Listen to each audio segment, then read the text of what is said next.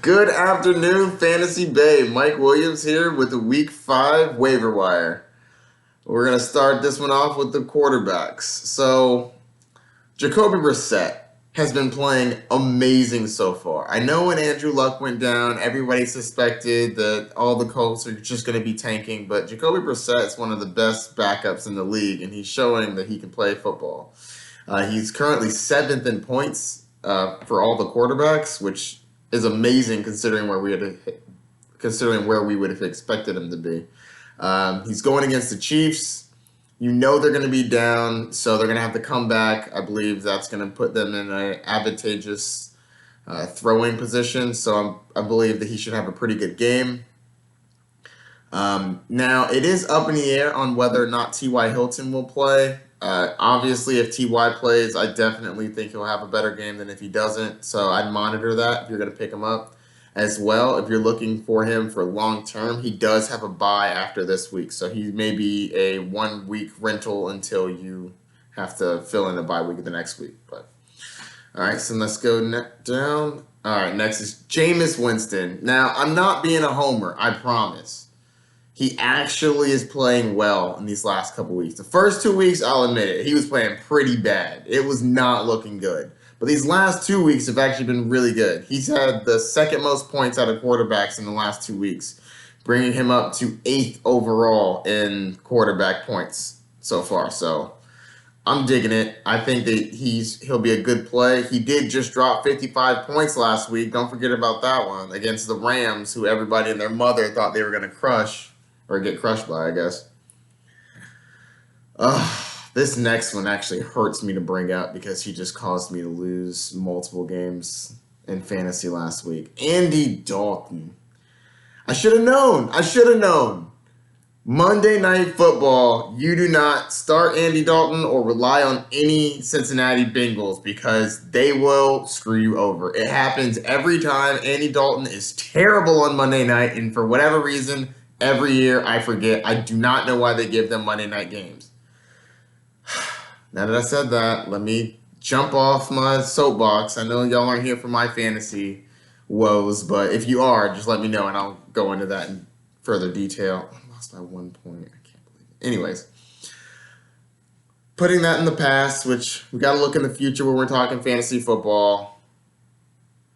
They have a good matchup, and I think that playing against the Cardinals, everybody plays great against the Cardinals.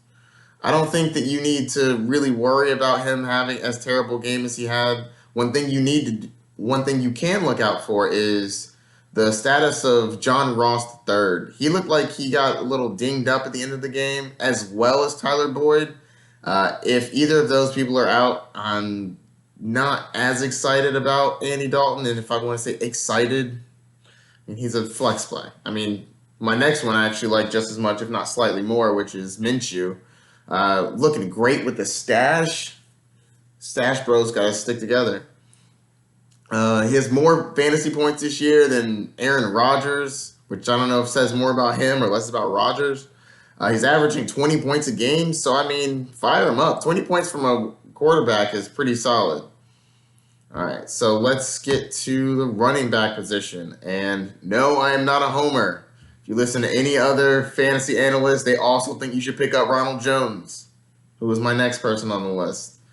I think he's starting to pull away from Peyton Barber, but because the coach is adamantly coming out and saying that Peyton Barber is the starter, I don't want to just anoint Ronald Jones yet. I think that what they're doing is making him earn it, which they should. He came out last year and played not very good.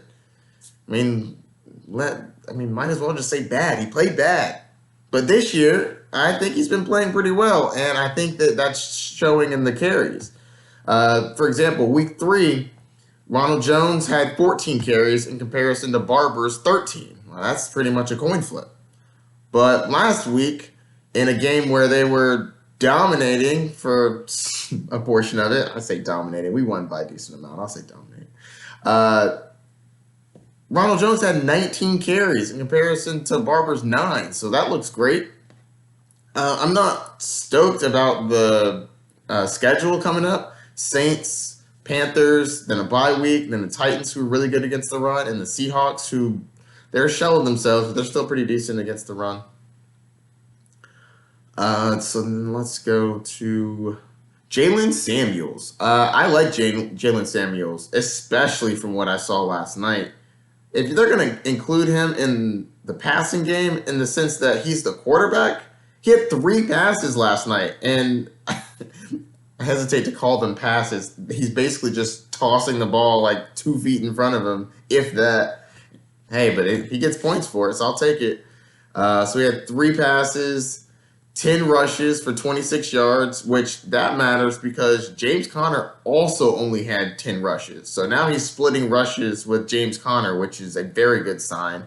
And he also had 8 receptions for 57 yards. 8 receptions is a lot of receptions. That's not anything to sneeze at.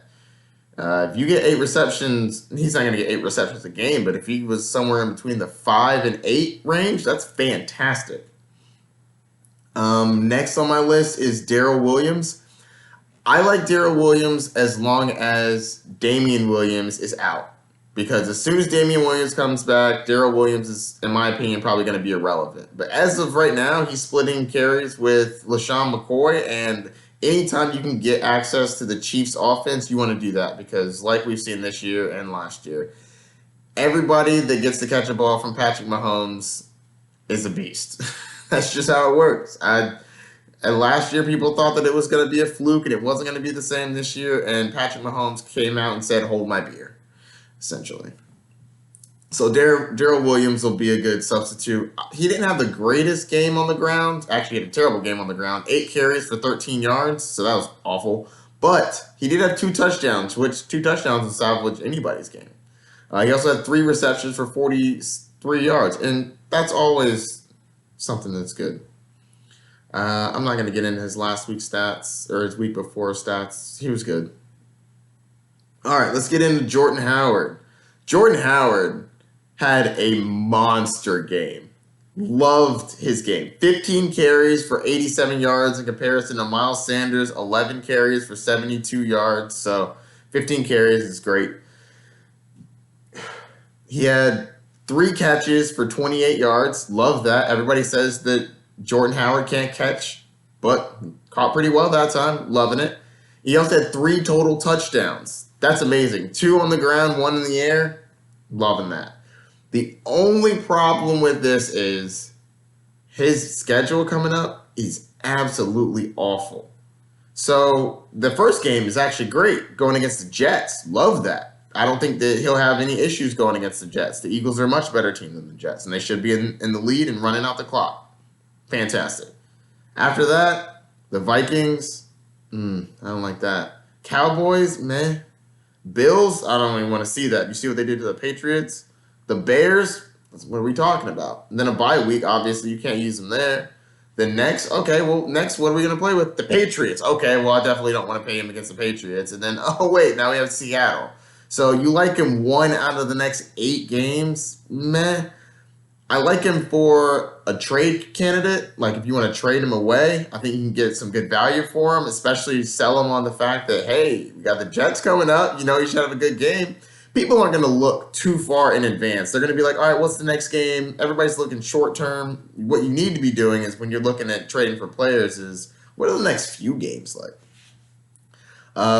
That being said, after Seattle, I believe his schedule lightens up, so it should be better, but just know going in that you're not playing Jordan Howard every week and not thinking about it. All right, next we have Nyheim Hines. Nyheim Hines is very good if Marlon Mack is out. Marlon Mack was dinged up. I'm not quite sure if he plays, but even if he does play, they're going to be playing against Kansas City, and Kansas City is going to boat race them. Long story short, they're going to be behind. And so I think when the Colts are behind, Nyheim Hines is going to catch the ball, and I believe that he can have a pretty good game. Just a PSA out there, go check and see if Golden Tate is out in your waiver wire because he should be coming back, and I think Daniel Jones looks good enough to be able to sustain Sterling Shepard and Golden Tate, along with Evan Ingram.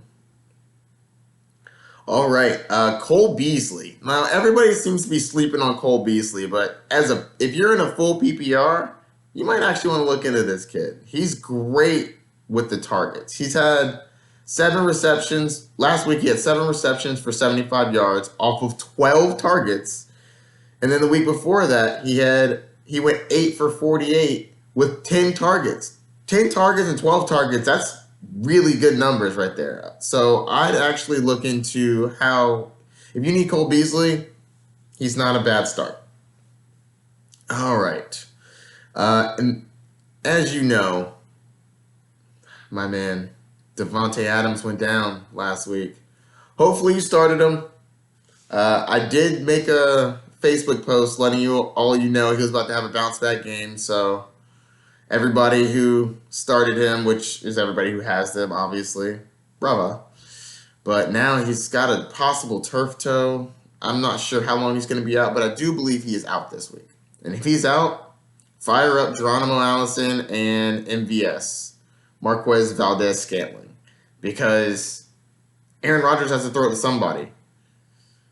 And so MVS has had the better last 2 weeks. He went 6 of 10 for 99 yards week 3, 3 of 7 for 47 yards week 4. So he's been looking very good. The problem with Geronimo Allison is his week 3 was god awful. 1 for 3 for -1 yards. It was terrible. But last week he looked pretty good. 3 for 4, 52 yards and a touchdown. I think both of them will be viable options for Aaron Rodgers.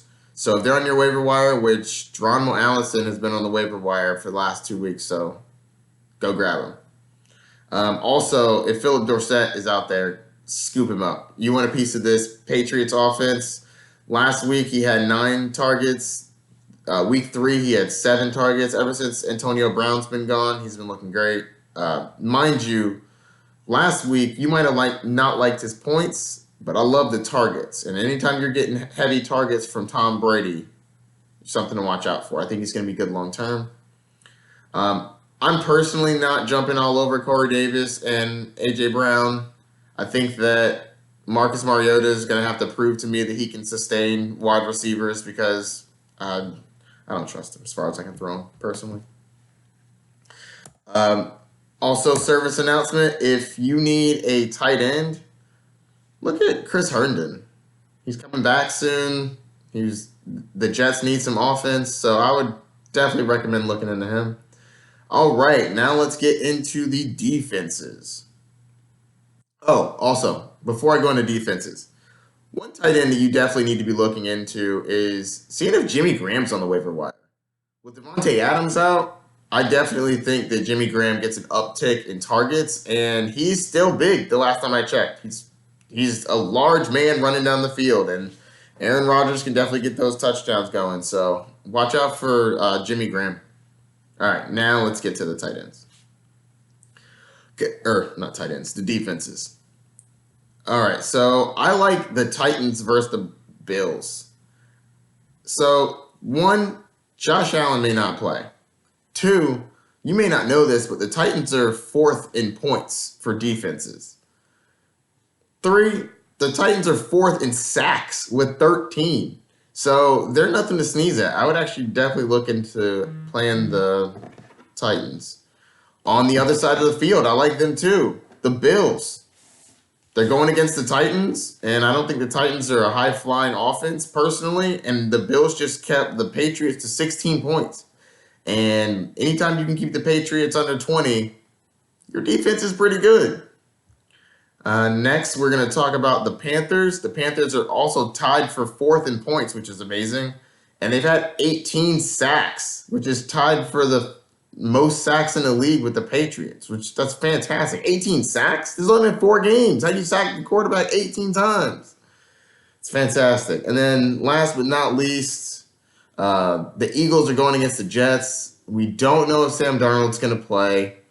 That offense looked pretty bad last time I saw it, and they don't look like they throw it down the field. So the Eagles are a decent play if the other 3 aren't on there. And that's going to be it, guys. That's week 5 waiver wire. Hit me up if you have any questions. Good luck and happy hunting.